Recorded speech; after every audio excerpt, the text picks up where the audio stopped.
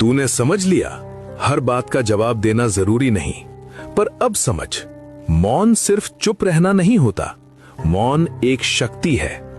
तू सोचता है चुप रहना मतलब हार जाना, पर सच्चाई ये है, कभी कभी चुप रहना ही सबसे बड़ी जीत होती है।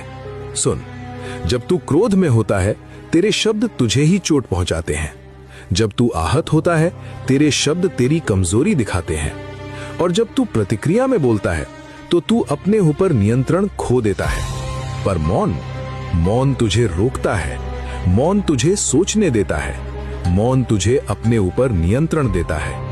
पुत्र, हर परिस्थिति में चुप रहना सही नहीं होता, पर सही समय पर चुप रहना सबसे बड़ी समझ है। जब सामने वाला सिर्फ तुझे उकसाना चाहता हो, वहां मौन सबसे बड़ा उत्तर है। जब कोई तुझे समझना ही नहीं चाहता, वहां मौन सबसे बड़ा उत्तर है।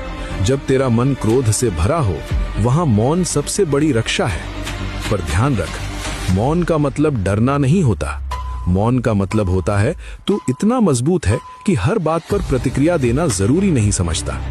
पुत्र, समुद्र को देख, ऊपर से शांत होता है, पर उसके भीतर कितनी गहराई होती है। वैसे ही जब तू मौन में स्थिर हो जाता है, तो तेरे भीतर की शक्ति और गहरी हो जाती है। जो व्यक्ति हर बात पर बोलता है, वो अपनी ऊर्जा खो देता है। जो व्यक्ति सही समय पर मौन रहता है, वो अपनी ऊर्जा बचाकर उसे सही दिशा में लगाता है।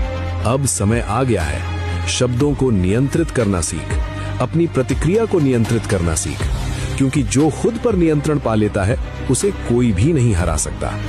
याद रख पुत्र, तू मेरा अंश है, और मेरा अंश शोर से नहीं, अपनी शांति से दुनिया को बदलता है। अब आगे बढ़, कम बोल पर सही बोल, और जहां बोलना जरूरी ना हो, वहां मौन को ही अपना उत्तर बना। कल मैं तुझे बताऊंगा, बदले की आग और आत्मनियंत्रण में असली शक्ति किस में है।